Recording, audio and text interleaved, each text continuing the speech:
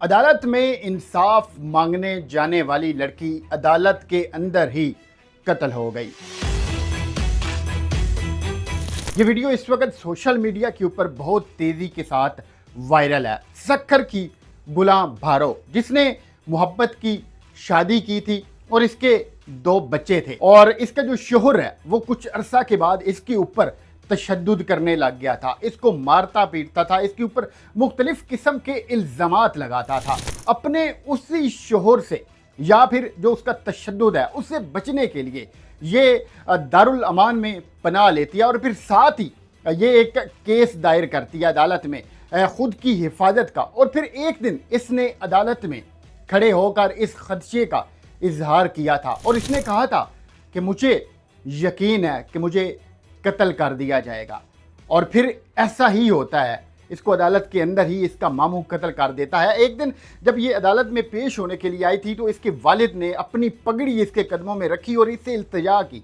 کہ گلاں بھارو گھر آ جاؤ، اور پھر اسی باپ کی پگڑی کی لاج رکھنے کے لیے یہ لڑکی دارالامان کے بجائے اس باپ کے گھر میں چلی جاتی ہے، جہاں پر اس کو شاید یہ لگتا تھا کہ تحفظ ہوگا، مگر وہاں پر تحفظ اس کو نہیں ملا۔ اس کا باپ مبینہ طور پر اس کا ماموں، اس کا شوہر اور کچھ دیگر لوگ، انہوں نے مل کر پلان بنایا، اور پھر جب یہ پیشی پر آئی تھی اور وہاں سے نکل رہی تھی تو انہوں نے آ کر فائرنگ کی اور گلاں بھارو کو وہیں موقع کے اوپر قتل کر دیا۔ یہ ویڈیو